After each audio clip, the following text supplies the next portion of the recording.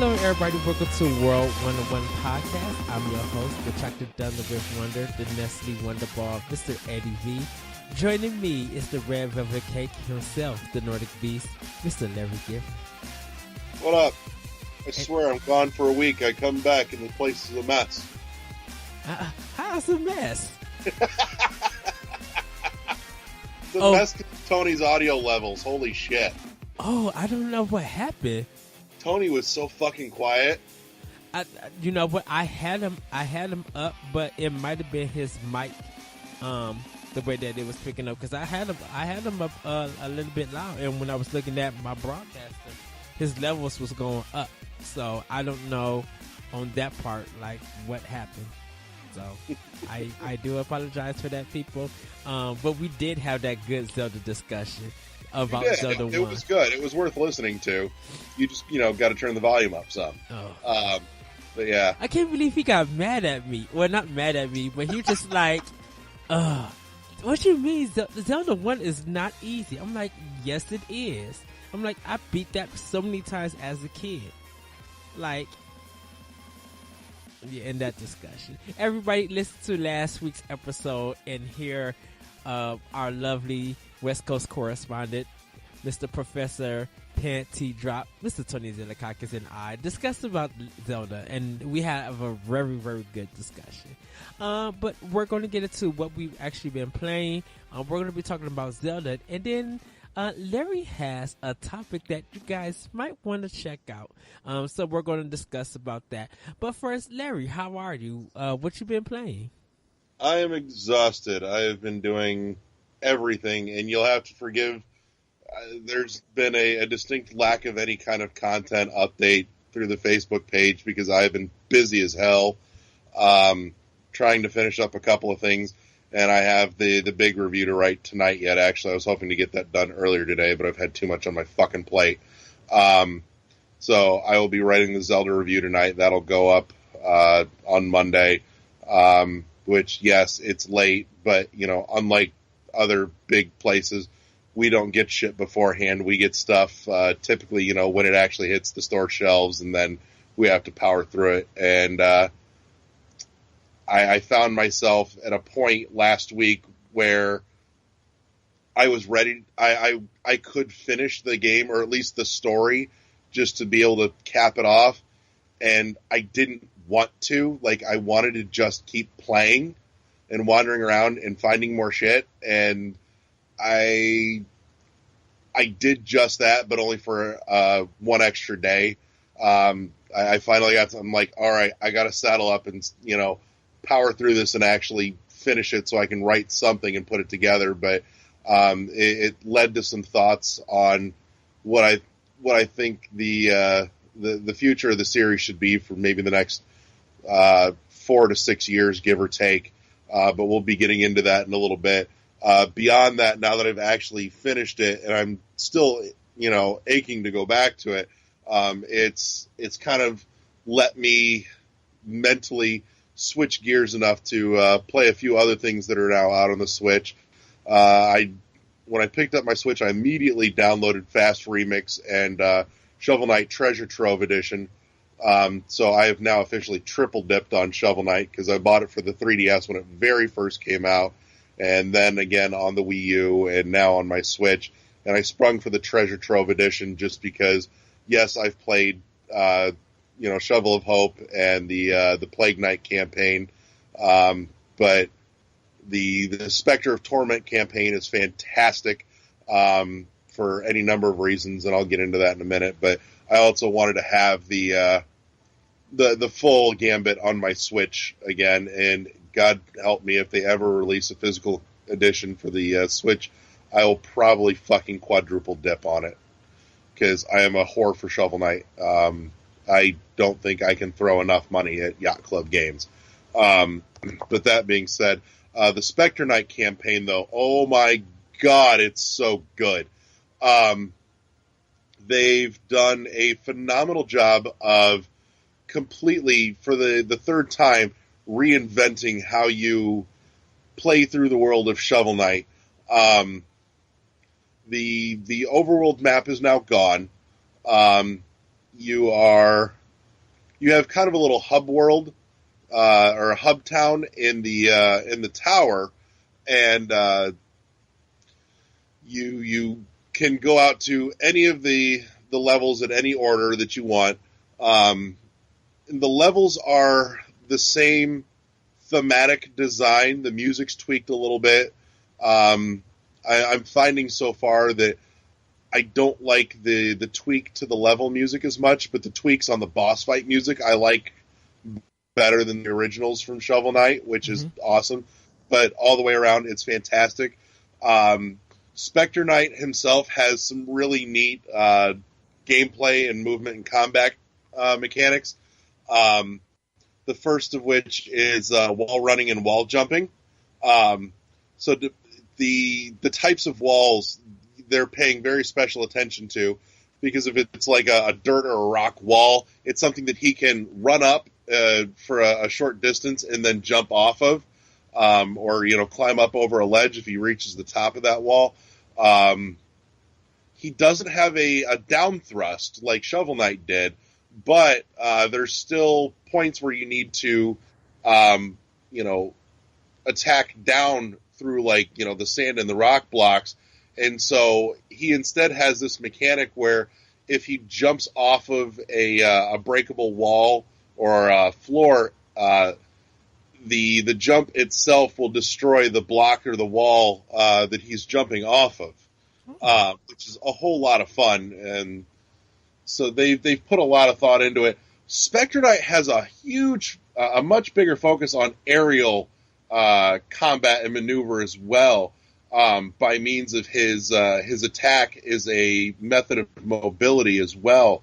Now, where when you're in the air, you'll see if he's in range of something, be it a lantern or an enemy, you'll see a slash mark through it going diagonally, and that'll tell you which way that he will whip through that enemy or that lantern, and he'll use it as a mobility technique as well as an attack.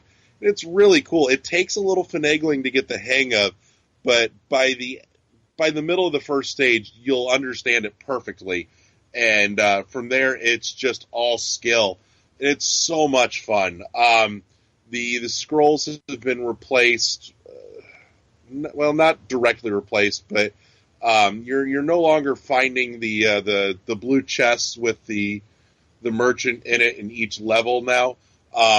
Your new powers come by collecting red skulls all throughout the level and trading them off at the tower for a new ability or a new item. And you don't just get the item and that's it. You get a tiny little level that's 60 or 90 seconds long that at the same time explains and demonstrates how to use that item as well. So they've done a great job of making something completely fresh yet again, but feels familiar and comfortable in all the right ways. But it's absolutely fantastic. Beyond that, I've been playing with Fast Remix as well, off and on sporadically. It's everything that I loved about Fast Racing Neo and more. Or it's just more of what I loved about Fast Racing Neo. It's all the content from Neo, plus all new tracks and machines. That one came in at $20, and for the amount of content there, it's totally justifiable and then some. It runs and looks just as beautiful as it did on the Wii U, if not maybe just a hair better. And the online is still fairly competent. I think it doesn't run quite as smooth as it did on the Wii U, but some of that might be inherent to what we're reading are potentially some problems with the Wi-Fi antenna on the Switch, which rumor has it is the cause of some of the frame issues with Breath of the Wild as well. Beyond that, last weekend, also really got to dig into snipper clips. My wife and I road tripped to Ohio, far east Ohio, Spit and Hit Pennsylvania fucking Ohio.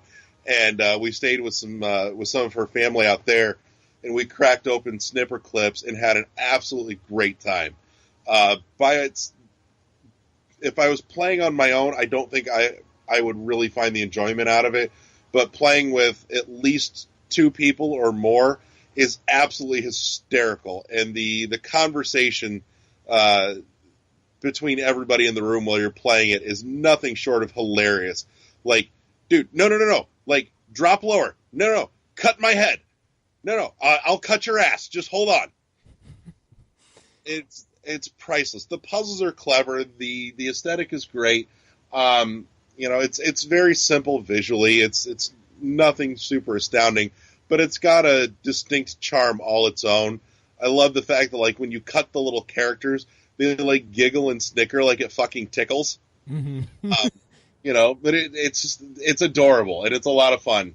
Again, if you've got at least one other person to play with, buy it. In a heartbeat, buy it. Yeah. And I hope, God, they come out with some more content down the line. I would love more puzzles for that game. It seems that game is meant for co-op. It is. It is. It's meant to be fun and funny and get, like, not much so much as a party setting, but it's just one of those couch buddy movements while people are looking, and while you're trying to figure it out, they're trying to help you solve it. So it just, like you said, that comedic value of, no, do this, do that. It's like that old school kind of gameplay in a way. Honestly, I think Snipper Clips does a better job at being what Nintendo wanted 1-2 Switch to be. I understand that 1-2 Switch was designed to showcase the system capabilities or the controller capabilities, much like Wii Sports did back when. And 1-2 Switch does that, but it doesn't have the group or the party charm that Snipper Clips does. Well, I think it, because 1-2 Switch is more mini games. There's a variety of mini games where Snipper Clips is more puzzle based in a way. Right. So you gotta, instead of 1-2 Switch doesn't make you think. You just gotta react fast. Where with Snipper Clips, it's more puzzle. And so there are two different dynamics right there. Like, you're not going to put snipper clips in a party with someone who has amnesia or not amnesia. It's the other A word. It's just going. It's autism, yeah, or something like that. Like, that's going to make you think. But if you could do something that could make you react fast and be like, oh, well, next time I'll get better and get you. That kind of competitiveness and 1-2 Switch just shows a different way of how to play games. Where Snipper Clips is just like, you can play the game with somebody else, but the enjoyment is that you have another person sitting by you, and you guys like almost on the same wavelength of thinking about that puzzle and coming up with goofy ways and seeing if it's right and stuff, and getting upset or getting confused or just laughing at how things are working and stuff. And just like the dialogue between each other shows you that this is the communication that we need to have to solve this game. You don't use that same communication for 1-2 Switch. So there's just different dynamics. Yeah. But I think... And then, last but not least, 2 days ago, Friday, I picked up Binding of Isaac on Switch as well, which is Afterbirth Plus. I am not wholly unfamiliar with Binding of Isaac. I have it on my Wii U, and I bought that 2 summers ago. I played a ton of it when I bought it, and then I kind of dropped off of it. I'd pick it up every once in a while for a run here, a run or two here or there. But Binding of Isaac on the Wii U was big enough as it was. That was the Binding of Isaac Rebirth, which has a fair bit of content, and I'm finding almost immediately going into Afterbirth Plus on the Switch that there's already so much more content that was even in Rebirth. Immediately, if you are if you're not paying attention, you won't notice it. But I'm seeing some new enemies spotted here and there. There's a ton of new items as well. It's a huge game, and it's not for everyone. Binding of Isaac is very much a love-hate game. It'll either absolutely be your thing and you will lose hundreds of hours of your life to it, or it's not your cup of tea and it's a total waste of money for you. But I don't think there's really any in between with Isaac. That being said, I was perfectly comfortable paying for it. The $40 retail for a physical copy, knowing that I already enjoy it and I'm going to get even more enjoyment out of it, being able to take it with me on the go without it, potentially having the broken problems that the 3DS version had. And as far as I've played so far, I haven't run into any, major issues like that. I haven't had any real, glitch problems or bugs like the 3DS version had, and that makes me extremely happy. It plays very smooth. It's a very competent port of, a game that's been around for several years at this point. But that being said, in addition, there is a beautiful little treat, a little gift, a present, if you will, in the case if you buy the actual hard copy, and that is a manual, which I never thought I'd see the day when I'm excited to get a manual, something that, at one point was just expected. But that being said, not only is there a manual, but it's a beautiful little manual. It's not real big, but it's a gorgeous homage to old NES game manuals. You'll open the case and you'll immediately reminisce to the original Legend of Zelda manual. It's got this beautiful gold color to it, the art style of all the drawings in there, and even just the layout of this thing screams NES manual, and it's so fantastic for that. Like, the only thing missing is a little, 3 or 4 page notes section in the back. It's that cool. And then the first batch copies also have a couple small sheets of Isaac stickers, which, whatever. And then they also have a reversible cover art, which, not a big deal, but it's a nice touch. But all in all, it's actually a nice package for $40. But now that I've actually finished Zelda, I'm sinking into more of the stuff that I bought for my Switch that's just kind of been lingering in the background, and I'm enjoying most all of what I've picked up. No real major complaints on any of it at this point. Also, just on a quick side note for those that are not aware, while it is not up and running yet, you can download the Splatoon 2 global test file so that it's ready to go for when that shit goes live. Is it this coming weekend, the 25th? So. Okay. I think so. I've got to double check dates, but they do have the download out now on the eShop channel that you can pick that up. Yeah. Also picked up World of Goo for the wife, and she's enjoying that quite a bit. She's never played it before. I've played it on a couple of platforms prior. And can I tell you, people are screaming for people to buy this game. Like, literally, people are losing them. They be like, everybody, if you own a Switch, get World of Goo. Like, people just like, if you missed it on PC, if you missed it on Wii, and you feel like this game is not it, you need to get it on Switch and just devour the game. I only been heard like really good things, and because people were just like, they want to see more of this game on that system, and they think it's a good don't want to say reboot, but a jump start for the series, for it to become popular, because it really is a good game. Not only that too, but they didn't just put out World of Goo, they put out all 3 of the Future Corp games.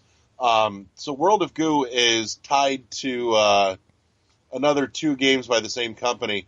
One is Little Inferno, and another is Human Resource Machine, and they all kind of loosely connect together, kind of in the way that Dead Like Me connected to the show Pushing Daisies, and there was one other that was loosely tied into it, but we're all part of the same universe.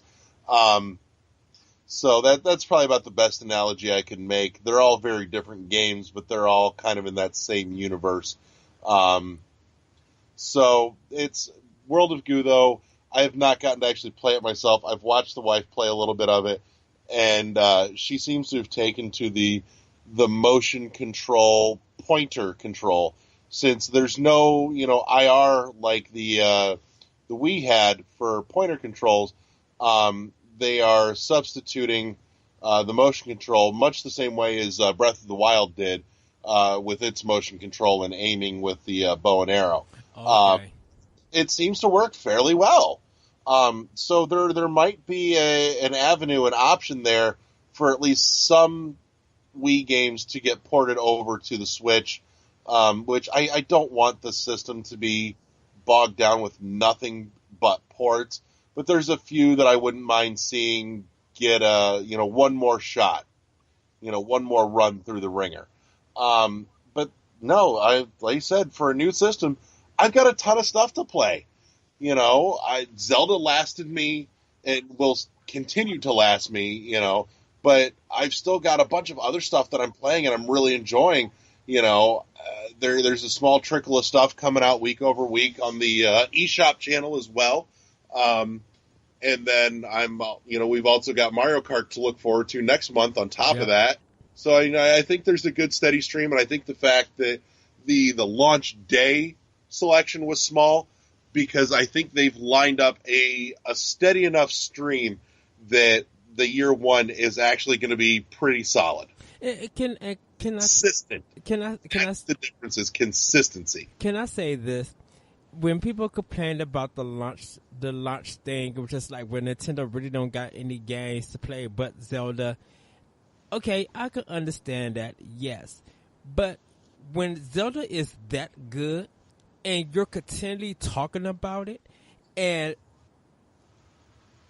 kind of almost like PS4, that you guys talked about Resogun more than anything else on PS4, it sounds like almost this is the same thing, that when you get a $400 system or $500 system for Xbox One or PS4, you guys were still talking about one major game. For PS4, it was Resogun. For Switch, is Zelda. And now people are playing the rest of the launch games, and they're realizing how good those games are. And even if 1-2 Switch wasn't for everybody, it still did business, and people are still getting some fun out of it. Snipperclips is getting some fun out of it. So it's not the quantity of having a big major thing. It's the quality of it. And it just sounds like from all the games that you picked up, the quality is top notch. You've been enjoying it. It's been worth the purchases. You really can't say that for the other systems. Oh yeah. No, and there's still two more games that I'm contemplating buying that were out on launch day. The first of which is I Am Setsuna. I'm a little torn on whether or not to buy it.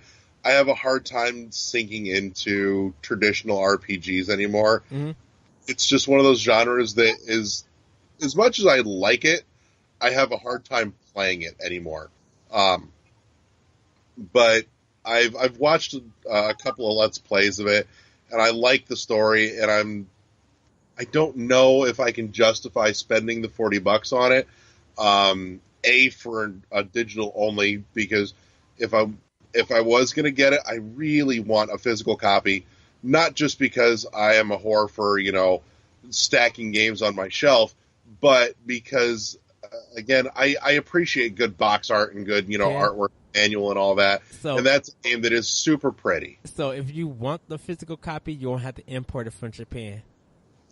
Yeah, so you'll have to go like the Amazon Japan and have it shipped to you.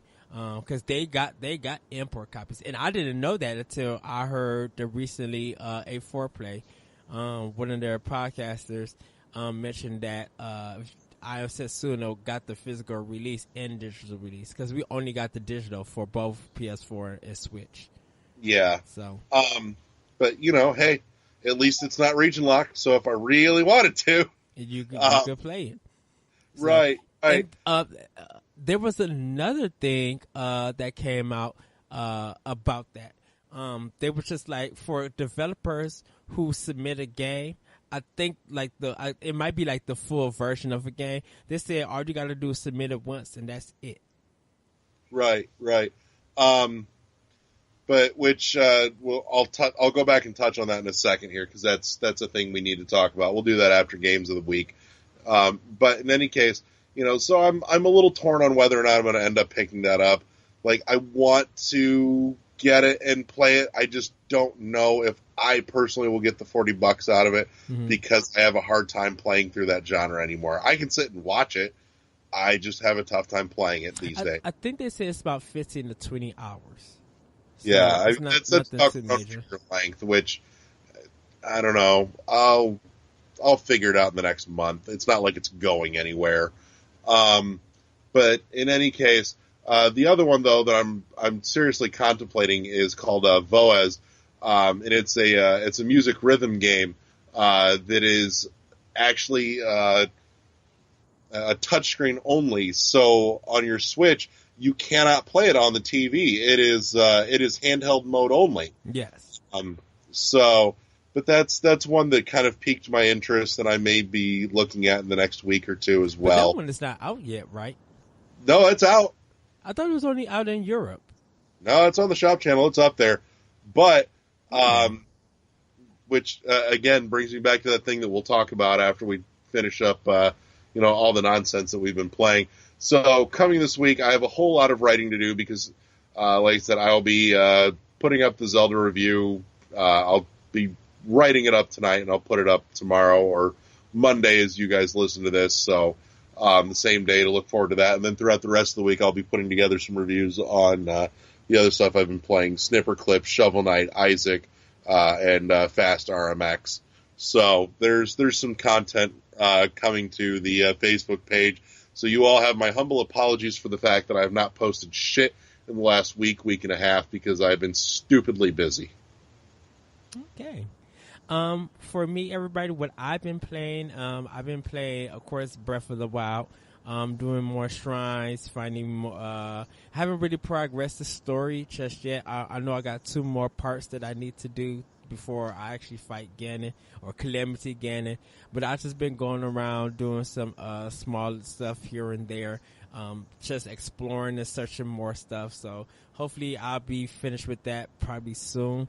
I don't know when I'll actually finish the game, because I kind of don't want to yet. I just kind of want to do it like next month. I want to finish it, just to get some more enjoyment out of it. I've been playing Pokemon Sun still, enjoying that. I finished the Order 1886, and I am going to be doing a review. So when you guys hear this podcast, you'll be able to check it out. It's one of the blandest shooters. Cover-based shooters that loses its way, and I don't know what is it about Sony and their narrative. They're horrible. They're like Sony's narratives, even some of their story points are just horrible. They're not original. They're uncreative. It's just like, can you guys think about this and flesh it out better? I'm playing Horizon Zero Dawn, and it's worth the $60. I will admit that. I was really upset and disappointed at one of the points in the story, and so I like it. It's like a most wanted game, high markets, and I'm just like, okay, this game gets a 6 because this, that. Like, I was really upset and got mad.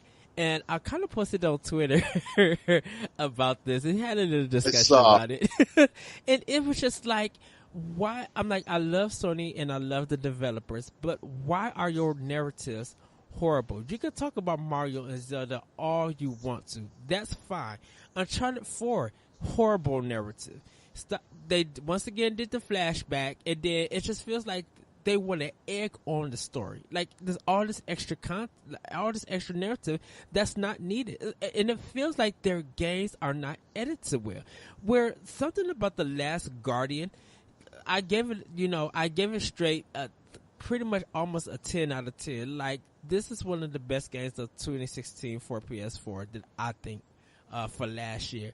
And because the narrative, it just plays out, and you figure out what is being told, but you can feel the emotion. There's a little bit here and there of flashbacks to understand the story, but you think about the relationship that Trico and you as the player are having, and so there's not. That sounds a little sexual.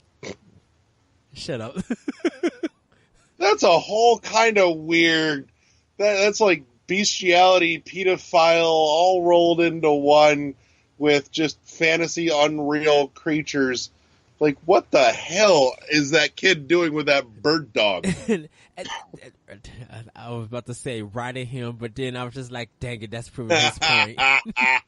But see, subversive, subliminal messages. But the thing about the Last Guardian is that as much as you can talk about the AI all you want to, but it's such it's a gorgeous game, and their relationship is very emotional, and you feel for Trico, and you feel for the boy, you feel for the characters, and definitely for a person like me, I love narrative, I love stories. And I'm not saying that the story in Horizon Zero Dawn is bad. I'm still figuring out, hopefully when I get through the game that, I get an answer to what's going on. But some of the presentation is just, it feels out of sync. And it feels like they could have presented this better. And, I mean, I got upset. I actually caught feelings for a video game, and I normally don't do that. Besides Grand Theft Auto 5, that just could stay in the garbage bin that it came from. But Horizon Zero Dawn, I am going to write a review for it. I am working my way to finishing the game. It has great combat. I think the currency should have been separated than the way that they did it. But not having too many problems with it. It looks gorgeous, and I can really say this, and hopefully a lot of people can agree that Horizon Zero Dawn and Zelda Breath of the Wild are two separate games. And if you said that if they had to equal, I think Breath of the Wild holds more weight than Horizon Zero Dawn. But I will say, to represent each company, they're both equal. They're both great games, and worthy to play. I just think that Breath of the Wild has done more, not just for Nintendo, but for a whole genre. Where Horizons, they're both trying to do the same thing. They're just going about it differently. Yeah. Well, I think that Horizon is not. It has role playing game mechanics, just like almost like The Legend of Zelda, but it's more of an action game in Tomb Raider. So it has that kind of feel. Where Legend of Zelda is proving this is how you do an open world game when you're allowed to go anywhere and everywhere. Like, you don't have to go to the towers. If you don't want to do the towers, fine, don't go there. Lose yourself in the game and just wander around. Like, you don't have to unlock the map. Nothing is forced upon you. So, but I feel like they're two separate games that, they don't compete each other. I feel like in a way they kind of complement each other in a sense. Right. Two sides of the same coin, almost. Yes. So, I mean, I got upset, but I dealt with it. I moved on. It deals more with discrimination with this game, and I can say that it has more black people in a video game than any other video game that I've seen. Does that include Resident Evil 5? Yes, that includes Resident Evil 5. Yes.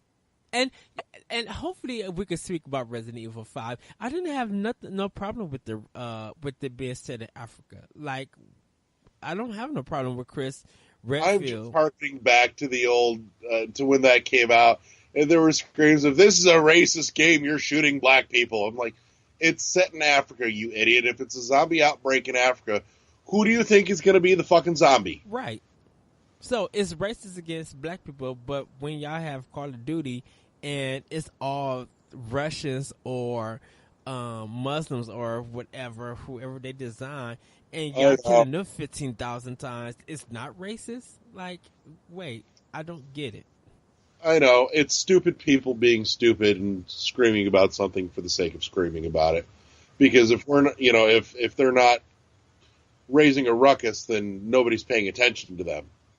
Yep, pretty much. I haven't touched anything really much on my Xbox One. Not saying that I'm giving up on my Xbox One, but I'm trying to just catching up on past games and some of the current games that I got, so I could review them, write about them, and talk about them in the near future. Other than that, let me get back to the Order 1886, and then we'll move on, because this is my last part about it. I think Sucker Punch needs to do the Order 1887. I think that they need to go into an open world kind of game. They could keep it cover based if they want to. That's fine. But I think they need to find a story that fits this game, because with this original game, it's not saying it's confusing, but it doesn't have a purpose. Like, is the game supposed to be about werewolves and it's the supernatural, or is it supposed to be about a resistance? Because I don't see why the Order 1886 is fighting the resistance 85% of the game, and then this supernatural about werewolves is part of it. Like, it doesn't make no sense. Like, I can understand if the resistance were being kidnapped, or they had werewolf powers. Like, I could understand that, but it just feels weird and off. So, and it does the BioShock Infinite last fight thing at close to the end of the game, before you fight the actual boss. And I was just like, oh, I about died 6-7 times and be like, really? Are we really doing this? I'm like, well, I guess I got to push through. So, I pushed through it and then finished the game. Like, it took me only maybe 2 days to beat it.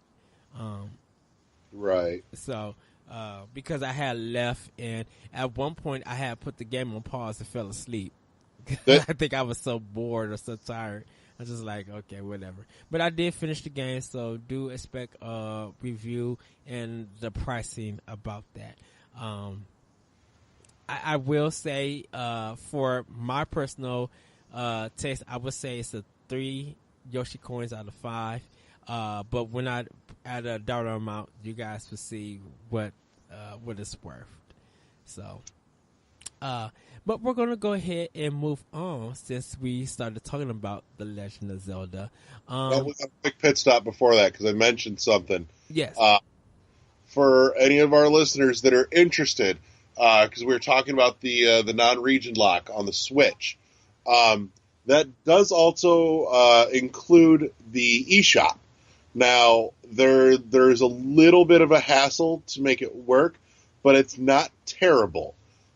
You can get access to the European or the Japanese eShop as well, and it's not a huge thing to do. You just need to go in and set up an additional My Nintendo account, and set your region to either Japan or Europe, and then log in with that My Nintendo account, and it will direct you to those regions' eShop channels. So in particular, like the Japanese one has a few things that we didn't get here in the States.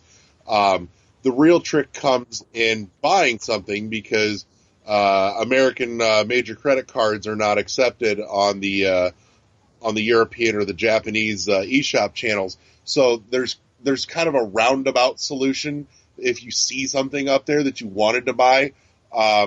What I've been reading and have yet to test out myself is that the way to do it is to go on to Amazon and buy eShop credit for the Japanese eShop, and then load that credit on there and then spend it. Because you can buy that credit through Amazon with an American major credit card. So it's kind of roundabout, but if there's something really of interest, it's not super hard to do. It's just a little, a few extra steps to get there. And just let everybody know that whatever the currency exchange is, that be aware of that. So there is going to be a different dollar amount. So just be aware of that. So if you decide to do that. Yep, know what you're getting yourself into. But there's a quick how-to for you if you're interested in that. I suspect later in the system's life cycle that will probably become a more used feature. That, or they may try and steer people away from that just by going, look, it's out here, we'll put it out here. Fuck it. Just release everything everywhere. But, for the cases that they don't do that, there's at least, options for you to get the game that you want. Yeah. And wait for the localization. If they don't have an English subtitle or whatever, just wait for the localization of that game. If there's not a localization and you still want it, do the route that Larry told you. So it's out there if you want it, and that's where I'll leave that. Like Eddie said, though, let's talk about Zelda. We're not going to be talking spoilers or anything like that. We're talking about where does the franchise go from here in a post Breath of the Wild world, because Breath of the Wild has done so much.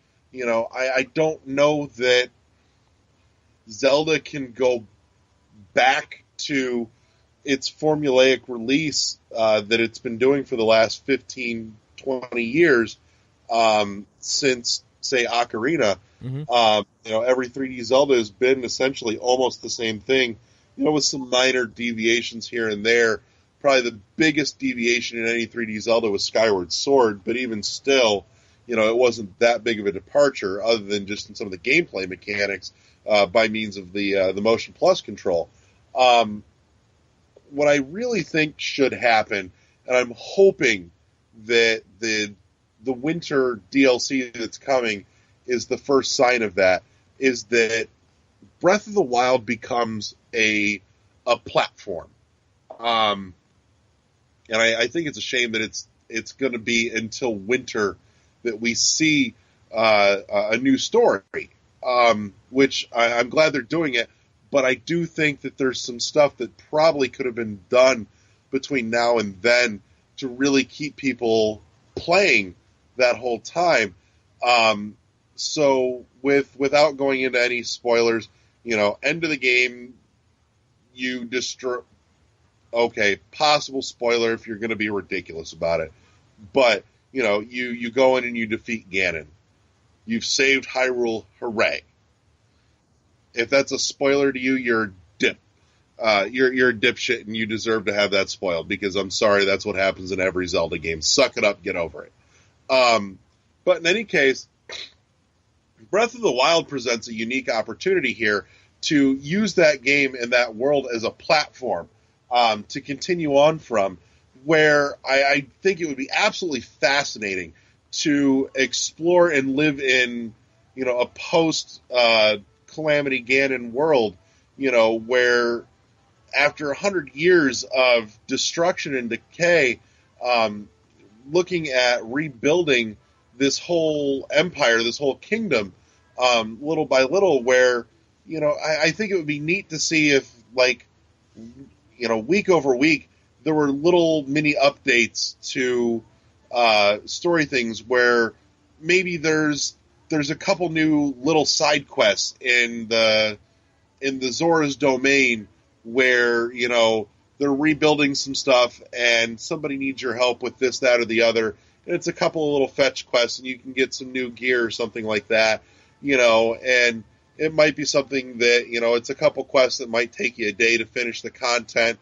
And then the rest of the week you can just spend your life as Link living in this world where you've got a little home and a house, and your day to day you go out hunting for meat and supplies and everything, and turning it into almost like a Legend of Zelda Animal Crossing, a life simulator in Hyrule. And I think it'd be a brilliant way to just continue on in that world, rather than looking ahead to going, okay, we've made Breath of the Wild. Holy shit, what do we do for our next game?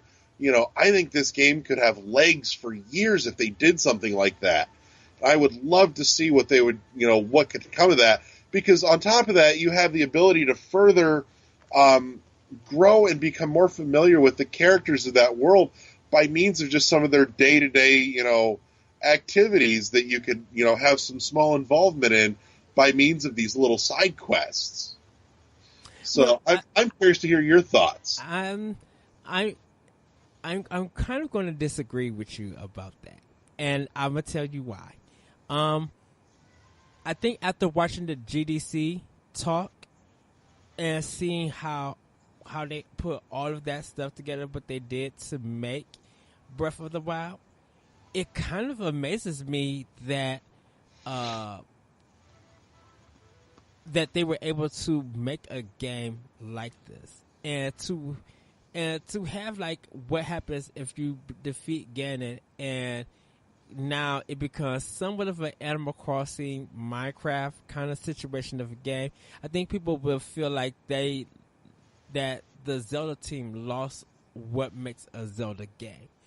Now, I would say story wise, I would love to actually see what happened before the 100 years, before the Calamity Ganon, and see how the deities became corrupted, and see what the Guardians were like before they got contaminated. Like, and that hopefully that'll be the story DLC in the wintertime.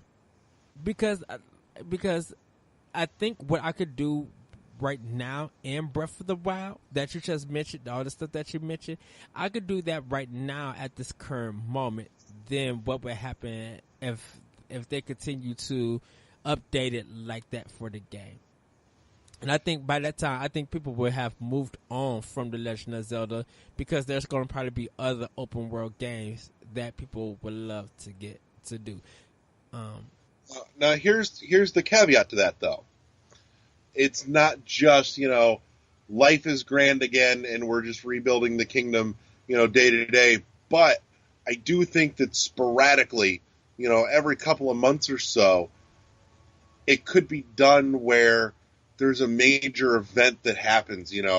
Some evil tries to, storm the castle, and there's a bigger, not really like Calamity Ganon huge event, or evil, but at least something kind of middling size taking place that is a bigger evil do that you've actually got to go out and defeat.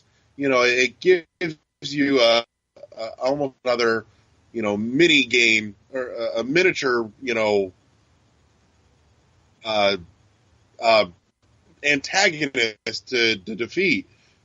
Obviously not something to the size and scale of Calamity, but at least something. And it's I think it would be interesting to see what pops up here and there, and that's something that they could extend out for a year or two just to give it legs. I think would be sufficient. But it's a neat way to get.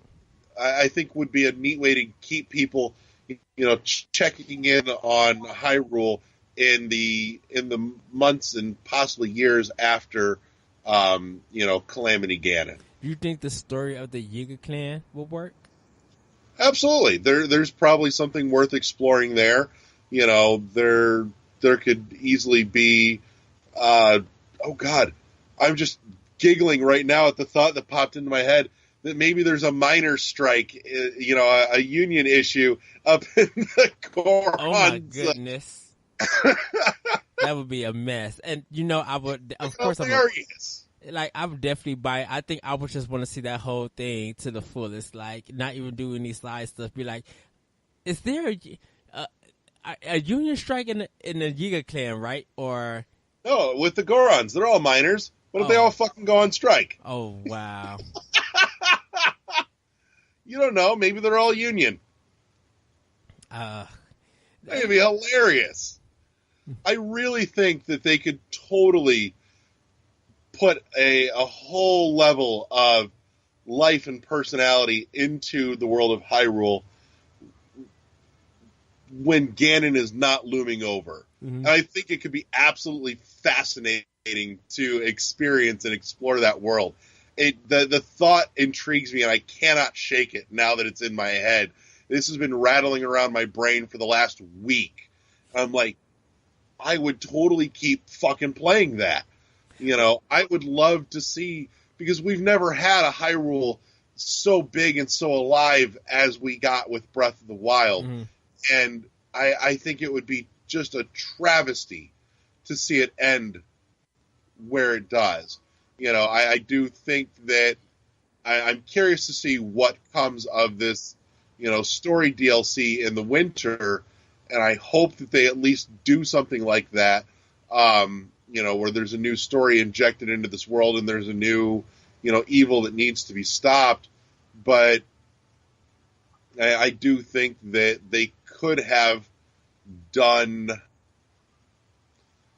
more small stuff more consistently, and I think that would have been smart. Well, I think Nintendo, the Zelda team, I think instead of doing things like that, I know their main focus is going to be like, okay, where do we take do we still work in this pedigree that we've made, The Legend of Zelda Breath of the Wild?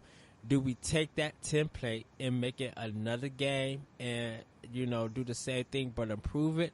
Or do we, or how do we go about making the next Zelda? Because, you know, they're going to be talking about art style, physics, and stuff like that. So they'll probably be like, it would rather be better for them to use their time and resources for a new game instead of, you know, still using the world. Now, I can agree with you that they could make Breath of the Wild go longer till the next game comes out. So there could be expansions for this game for people to come back to be like, yeah, if you got all 120 shrines, how about, you know, how about there were shrines that you didn't find because the Temple of Time was destroyed?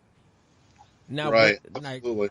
you know, now that, let's see if what would happen if you went to the Temple of Time and you found these 30 shrines that end up getting destroyed, or you going back saving, you know, getting stuff to help you build the Temple of Time or whatever back. Like, they could go and do something like that. You know, I just had a thought, spitting into something you said.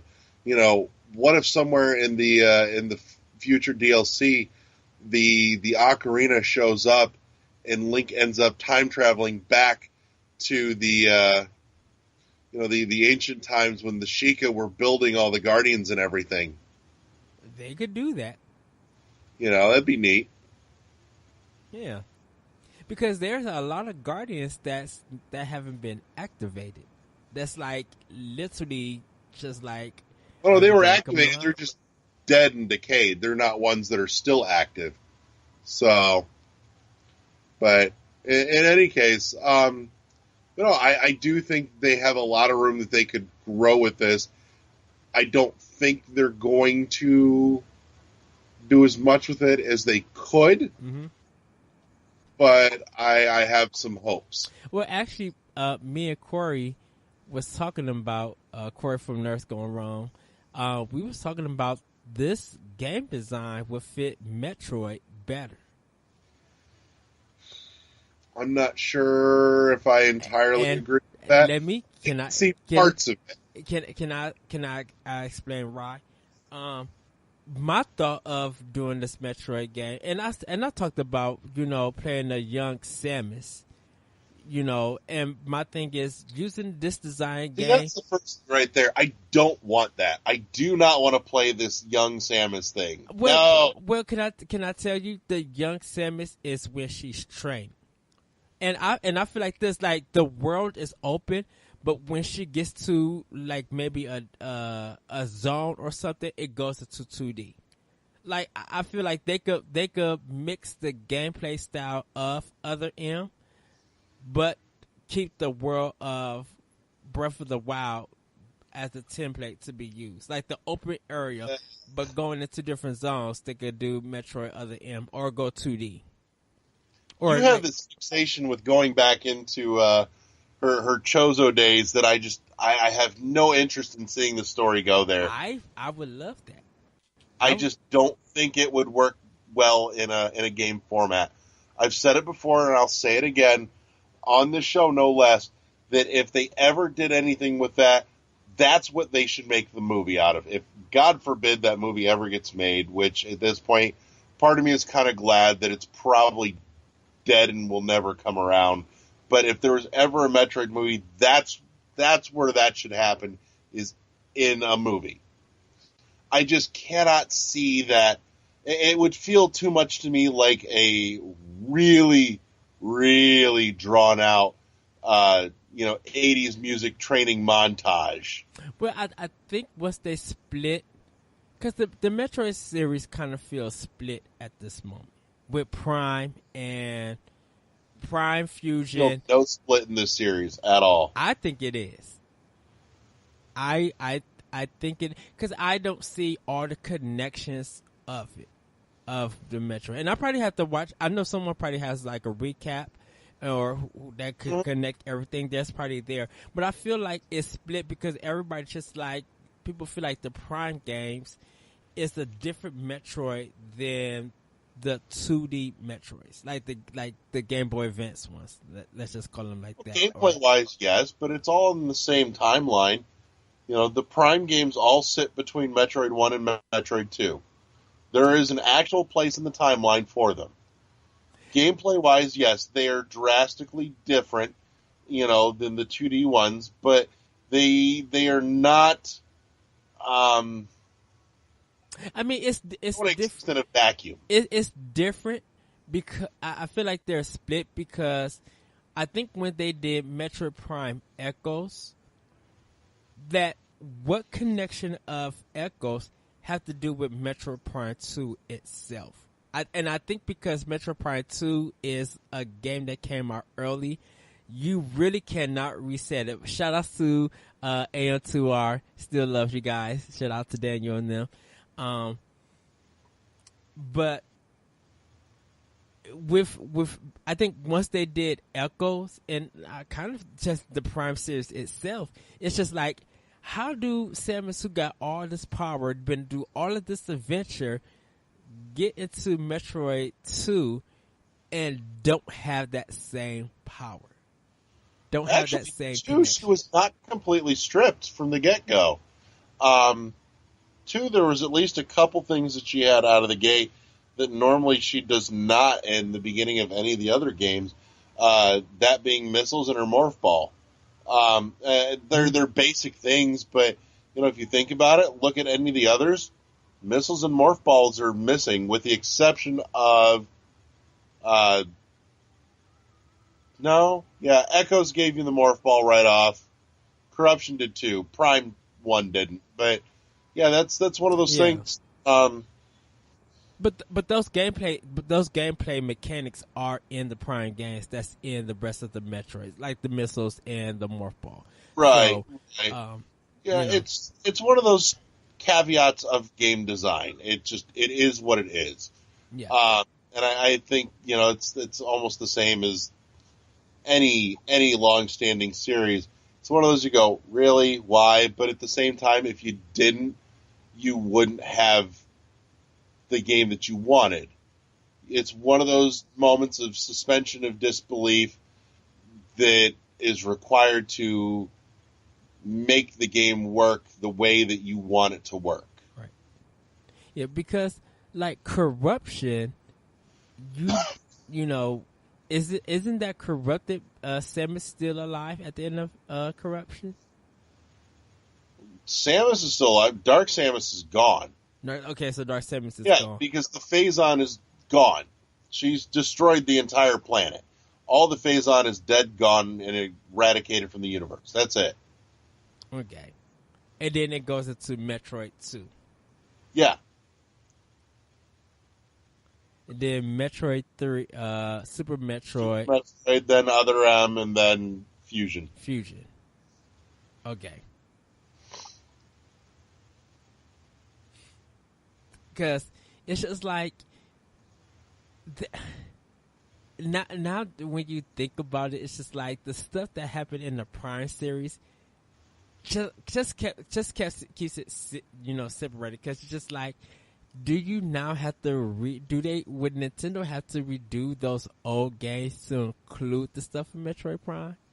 No, not at all. And I think that's part of the benefit of having the Prime games kind of exist in their own bubble. Yeah. They do fit in a specific place in the timeline, but the events of that of the Prime trilogy is self-contained so as not to disrupt anything else in the other games that chronologically happened after but were released before. Okay. So I think they did that very intelligently. And I guess that's why I feel like some people see it as split because of the Prime games. That some people actually want more of the Prime games, but I think you pretty much can't do. I think you have to call it something else. Yeah, like agree. You can't. Oh, go ahead, Larry. No, I'm absolutely in agreement in that, because Prime is gone. That was the whole point, was that the Prime trilogy followed Metroid Prime, which, for those that don't know, at the end of the first Prime game, Prime lived on through Echoes and Corruption as Dark Samus. Yes. So that's where the title came from.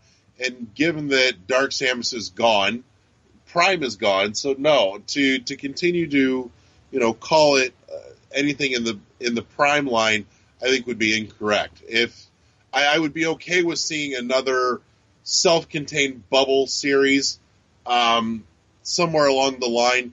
It's not what I want to see next out of the series, but I'd be okay with it at some point. Because Metroid Fusion is 4. It's Yep. the 4th. It's the actual 4. Yeah, Fusion is the end of the story as we know it so far. Yes. So where does and I think that's why I said going with using the Breath of the Wild, trying to bring it back to Zelda since we got into Metroid. Sorry about that, everybody. I did not steer it there, for the record. This was not my doing this time. I did it. And if you got anything to say about it, you can email the show or leave it on the comments on our Facebook page. We'll read them. But I feel like I definitely for me, I feel like with this Metroid game, like this open world Metro game, I don't know. I feel like it could be split in a sense, that at a point that if you progress the story as young Samus, somehow there's a resurrection of Mother Brain. I know she's dead and gone in Super Metroid, but I don't know. It just feels like I would love to fight Mother Brain again in another game. I don't know. I can't translate the Breath of the Wild format into Metroid. It just doesn't work for me. Because because at this point in time, I'm like, how do you translate the Metroid Fusion of Samus now? Like, how does she recover from that? I don't think she recovers. I think she progressively gets worse, and I think that's what I want to see next, is what happens. I've said it before, and I swear I would not talk about it again, but we're here now, and it is not my fucking fault. But, I would love to see something along the lines of what, we've seen in some of the old Spider-Man comics, where, the Metroid DNA starts having more drastic effects and causing more physical mutations, and I think that would be fascinating to see her cope with that. And I've got all kinds of weird story ideas in my head that I won't get into, but because everybody's gonna be like, will Nintendo cure Sims? And if that's the next case of because I think Metroid Fusion has a temporary cure to just have that works for that game, but will Samus actually get back to having a full cure that she doesn't need the Metroid DNA? right. I don't know. I think it would be interesting if they went into possibly seeing, her trying to track down maybe the last living Chozo that could help sort out the Metroid DNA and the X parasite DNA that are all infused with her at this point and are just on a genetic level battling it out inside of her body. I think it could be fascinating, but again, that's me and my just insane fan theory. But I won't go any deeper on that. Well, do you think the Breath of the Wild can still work for Metroid if she lands on the planet that she finds new technology that's other than the Chozo? I really don't think the format that they went with Breath of the Wild works for Metroid. Plain and simple, I don't. What I do think, and I do hope, though, is that, for me, Breath of the Wild pulls the part of the best parts of the original NES Metroid forward into modern-day game design, all while looking at what they've been doing for the last 15 years and going, okay, we need to stop rehashing this, and we need to, breathe some new life into this series. How do we do it? What are the pain points? What do we change? What new things do we introduce? And I think that would be a very smart thing for them to do with Metroid, just in terms of breaking the conversion. In terms of design approach, looking at it and going, what have we gotten away from that we should be coming back to? What are the fundamental roots? And then what are the parts that, have become pain points that we need to totally revamp? Well, for Metroid, definitely it's going to have to be weapons. Like, they have to come up with a whole new weapon list. She needs new guns. She needs new abilities. Like, I think people... I'm fascinated if they explore deeper and the mutations that are happening are causing her to have issues with using her cannon, and she becomes a more close range melee character. I think that would be an option. I think they with Samus in her suit, she wouldn't be able to. I think it wouldn't be a Metro game. A lot of people would say it wouldn't be a Metro game if she didn't have no kind of projectiles at all. Because then what's going to happen is, well, what Nintendo did was they just pretty much took Platinum's idea and made this a Metroid Bayonetta style game. Now, I think we're missing the real question here. What does Breath of the Wild mean for the future of Tuna Cycle? That's where does Tuna Cycle go from here in a post-Zelda world? What happens to Lewis and Louise, damn it? Tuna Cycle would have to go 3D, and that's a whole different art style that Adrian and his crew, I don't know if they're capable of doing that just yet. I mean, I'm still waiting on my Tuna Cycle DLC, but, whatever. I think you'll be waiting on that one for a good while. But yeah. That being said, I vote we take a break, and then we will get back into our last topic here. We're going to be talking about sex and sexism and gender roles and whatnot as portrayed and projected in mainstream gaming. So We'll see you back here in just a moment. Break!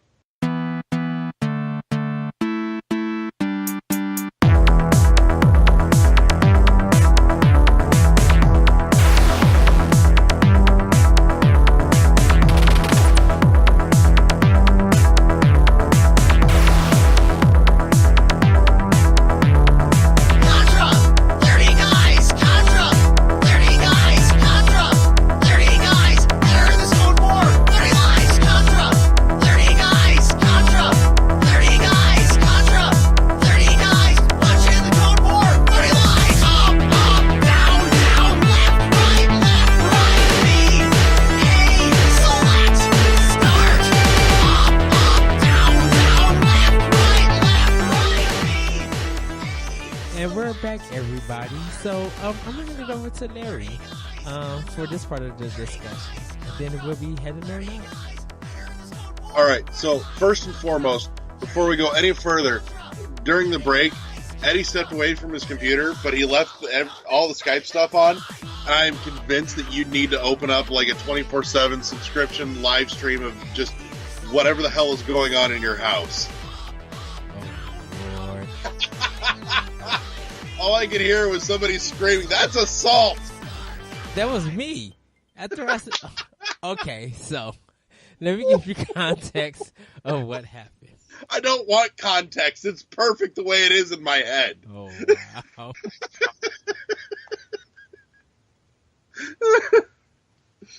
Like, I picture that it's nothing but a Tyler Perry movie going on outside the four walls of your room. It pretty much could have when I just see. I was just like, wait, what? I'm like, that's assault. Yeah, it's... Like, I'm convinced that Medea lives downstairs from you. Oh, good. I probably wouldn't even be living here if that was.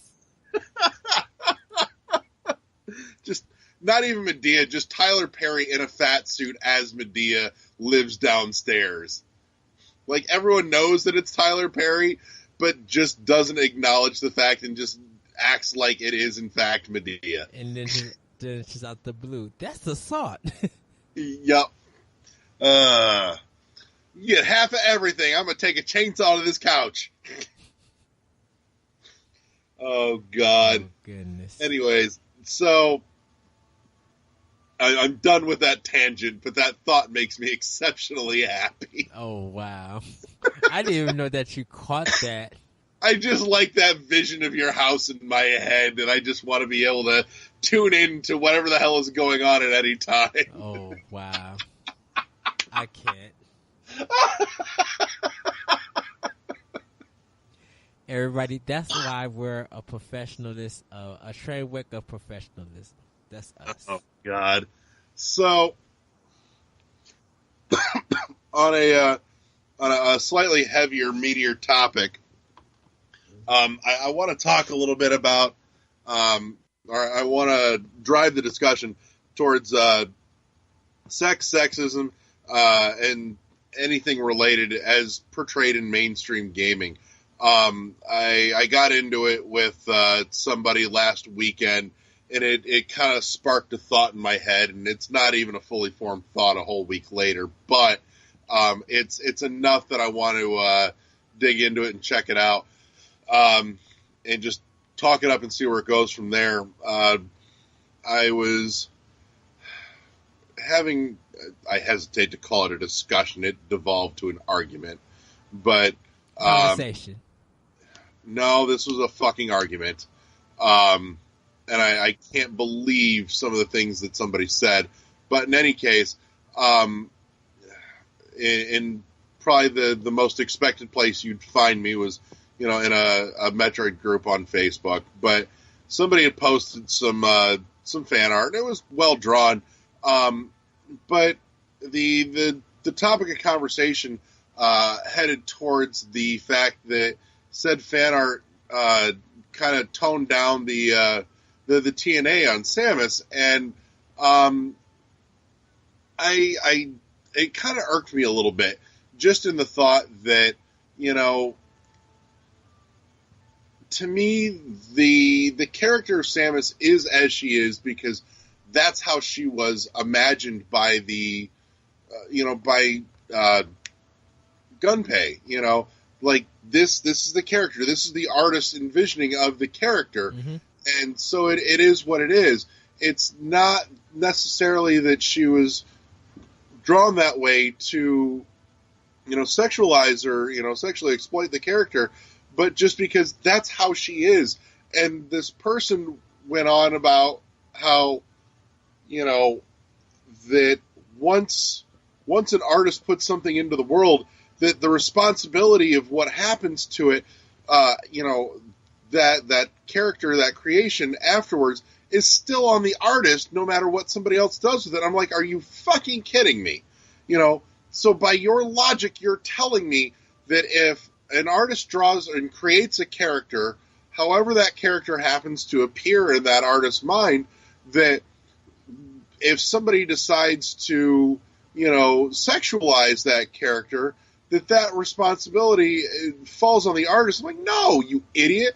That's the same train of logic that goes by saying, if a woman was raped, then the responsibility is on the mom for, giving birth to a child that was sexually attractive to somebody that decided to be an asshole and rape her. I'm like, you're a fucking idiot, But on top of that, too, I got my brain running on a weird tangent going, there's an entire personality aspect to this character that's never been explored.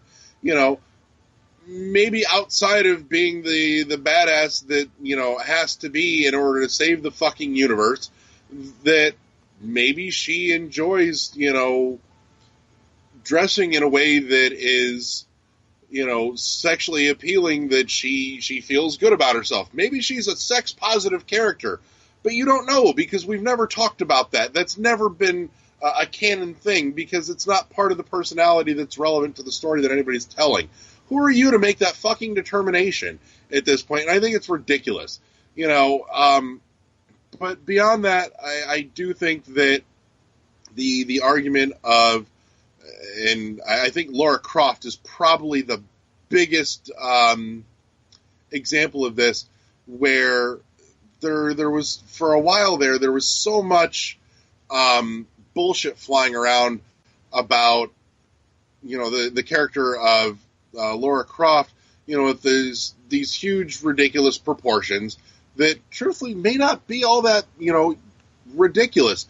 I know many, many, many, many, many women, and they come in all fucking shapes and sizes, and it's not to say that it does not exist. It's just saying that, that may fall to the stereotypical concept of attraction, but, there's nothing wrong with, having a female character that's attractive, because maybe, dressing in a way that, is attractive makes that person feel good, and that's perfectly fucking okay too, but it also makes me think too, there's a very one-sided conversation here in the fact that, and it may be too that character was created to be, to draw on some male sexual inclination and possibly female sexual inclination. We're in a broad day and age, where I'm sure that there are some women that I know that would look at Lara Croft and, from back when and go, I'd hit it. Okay. But that being said, it shocks me that there's not anything about that argument swinging on the other side either. We look at most of the male protagonists in any game, and most of them are all, stereotypical, either, good-looking, well-dressed, or, uber fucking muscle-bound and ripped, and it's, that falls in the category of sexualization in a different direction, too, but nobody talks about that either.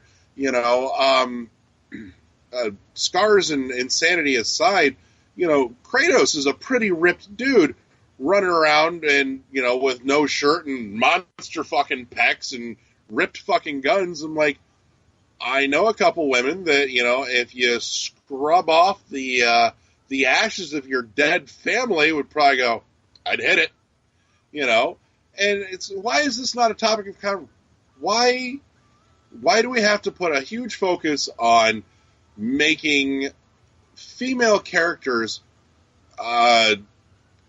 anything less than whatever they happen to be, that they have to be normalized or, or toned down, which I think at this point, for the sake of conversation, is the same as saying normalizing them, that by no means can any awesome chick have, a set of tits and an ass, but it boggles me. Well, let me jump in and say this. The first part, art accountability, being accountable for your artwork as an artist. I agree with you. You cannot place blame of original concept of original artist thing. You took someone else's art and you envision it as yourself. You cannot go and blame whoever made Samus for whatever you design. You had you seen that and you thought that, okay, I could do a different version of that, and you cannot place that blame on anybody. You could have created your own character and probably gave them the same name and never said nothing about it, Metroid. But because you created that as your original own art, you are accountable for that. No one else is accountable for your art. You have to take responsibility of what is being said and done to your artwork because you drew it. You can't blame nobody else for that. Secondly, over sexualization of women and men in general too, is that there's something that's supposed to be an art appeal to gamers. Definitely, if you draw a woman sexy and thinking it's about the booty and the breast, it's not always about that because you're placing body parts over personality, characteristics, gameplay, the history of the character. You're placing all of that as like that's not important, So when you look at Lara Croft, okay, yes, she can't be big and overweight because she's an adventurer who has. If you play the Tomb Raider games, what overweighted person as a female character is able to handle that kind of exercise, that kind of activity? Not saying that it can't be done or anything, but you don't see a overweight person that could do like that could get into that kind of, that could do those kind of movements. And I just want to say that we're talking about fictional video game characters. We're having the discussion about fictional video game characters. So don't get mad that we're talking about real people in life. But, you could see something in Fat Princess, that the princess getting fat, being, eating all the cake, and people the little munchkins or whatever is trying to carry it. Okay, that's weight. That's kind of almost somewhat in the real world, even though I should say we're talking about fictional characters.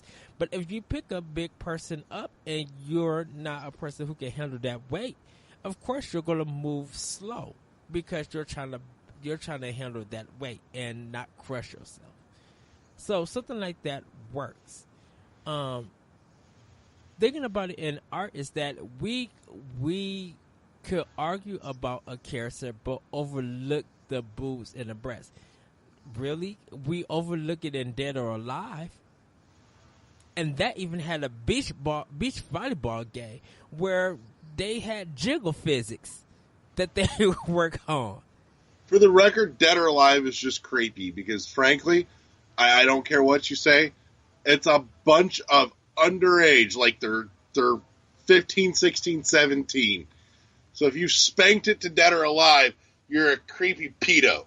But people think that there's a lot of male developers who has the mindset of making a female character sexy that it will appeal to the player. So that appeal will help them. It's another form of marketing that will help them buy the game. But it's not always about that. You can have the most beautiful woman, and she can have the breasts and boobs and all that, the butt and the boobs, all that she wants to.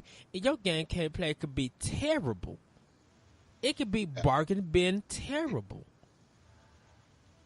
So it's just, I don't know, like you said, it was just one of those things that I got into this conversation, and it got me thinking, and it had me kind of irked, and I wanted a chance to vent it out somewhere.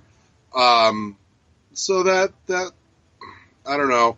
Well, I think the thing about it is that when it comes to women in video games, from an artist perception viewpoint, is that they think that a female character has to be skinny because their their movement and reflexes wouldn't work with someone overweight. But sometimes It doesn't have to be overweight, but sometimes just an average, girl next door, just regular proportions is fine too.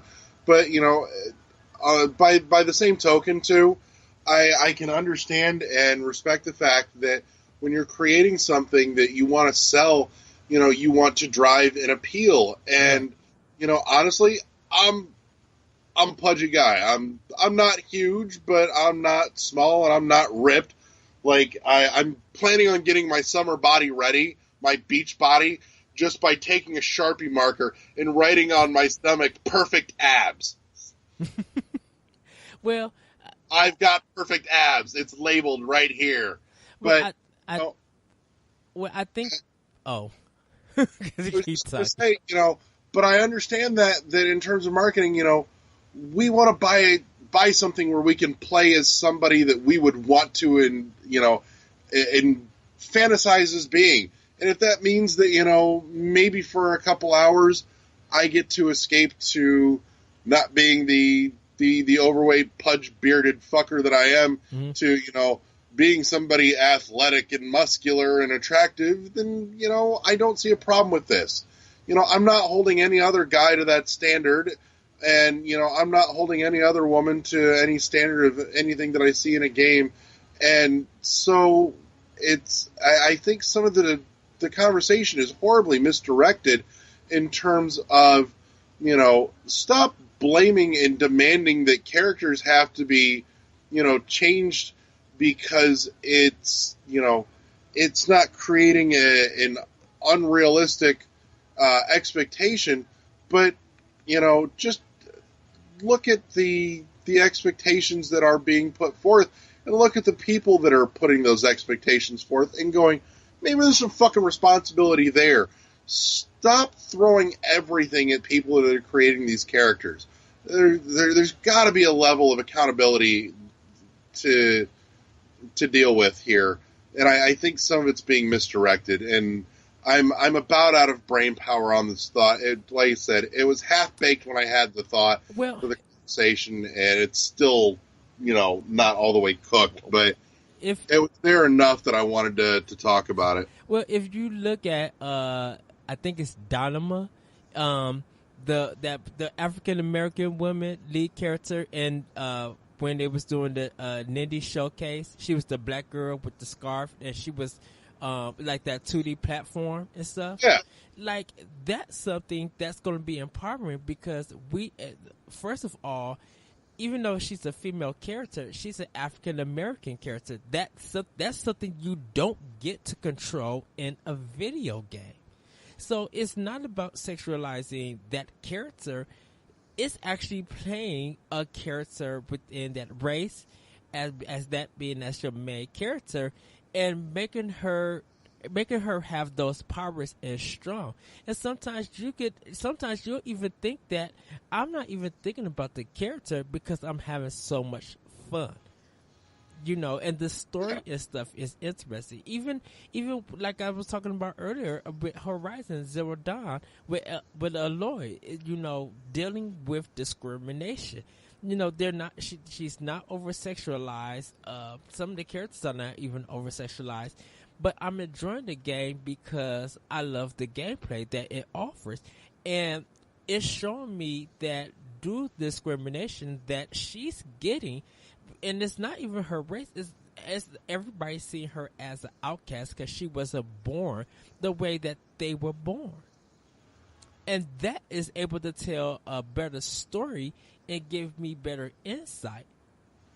You know, they could have made her full of boobs and a butt and stuff. That wouldn't do nothing do nothing about me. Look at Bayonetta 2.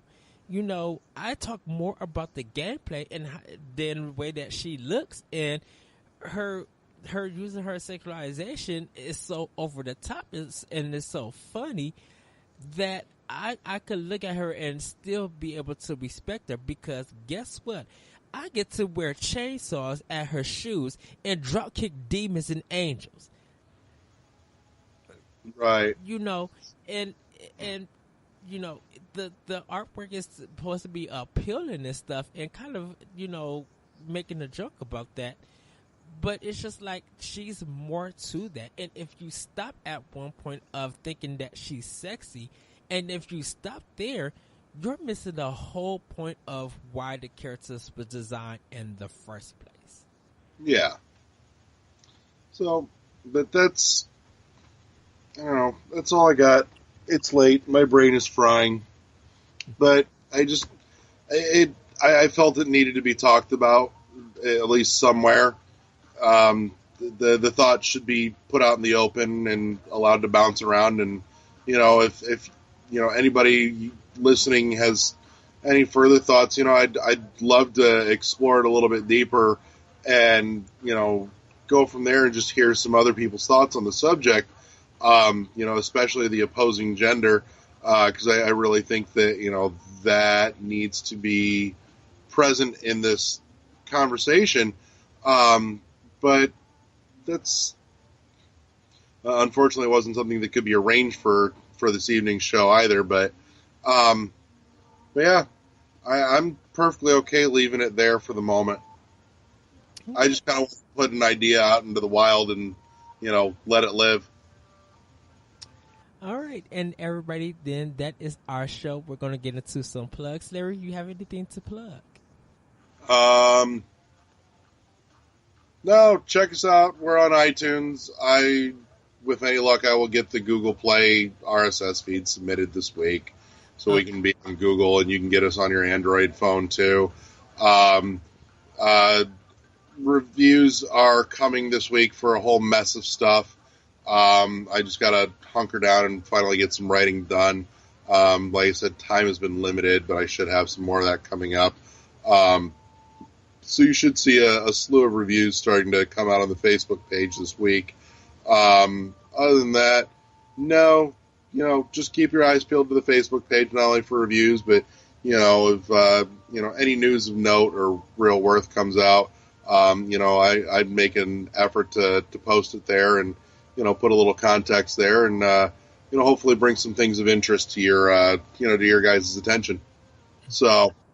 And hopefully we'll have a discussion with the guys at Fandom Furniture in the coming weeks. Hopefully. Yes, I'm trying to arrange that. Their work schedule is a little peculiar and it generally conflicts with our recording schedule. But, yeah. Yeah, we'll get some things together. So do check that out in the future. You guys can find this podcast at shoutengine.com, iTunes, soon, SoundCloud, and soon Google Play Music. You can follow us on Twitter at World1_1 podcast. You can email the show at world11podcast@gmail.com. I'm going to plug my show, Optional Opinion. You guys can find that at the AnomousRadioNetwork.podbean.com, iTunes, Google Play, SoundCloud, and other podcast apps, just like World 101.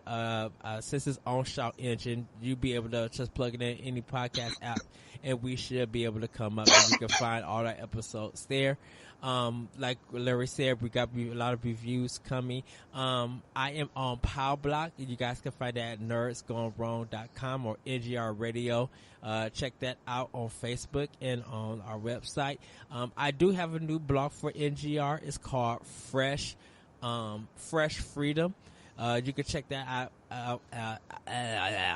You can check that out at the World 101 Podcast Forum page. You'll be able to click on there and give it a good read.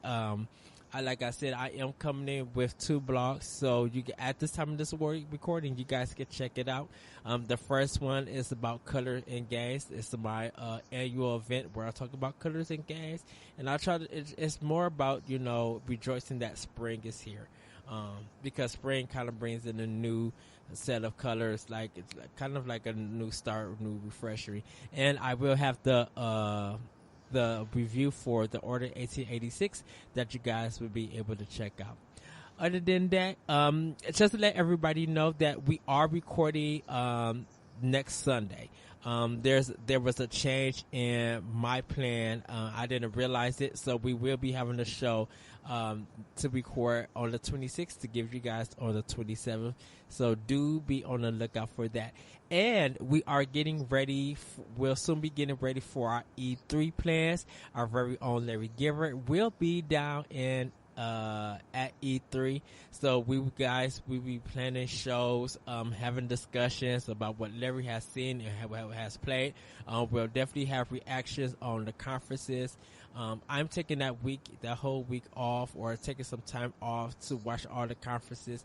I'm going to be super busy holding it down, not only for World 101, just like Larry is, but I'll be doing optional opinion and like 1,000 of being a guest of other shows and getting insight. But like our very own Larry Giver, we'll be having hands on. We'll be talking more about Switch with some of their games, and more for PS4 and Xbox as games come along, because we have Mass Effect Andromeda coming, Persona 5. Larry's going to soon have his Mario Kart Deluxe game. Again, I want to say game bang, in a sense. So there's going to be a lot of content. Hopefully Adrian and Tony will be on to give some of their thoughts about Zelda and what they've been playing, what they've been up to. So with that, everybody, we will talk to you later. Have a great week. Have a great weekend. Be safe. Spring has started. So the weather might get hot. It might get cold. We don't know. Might be a lot of rain.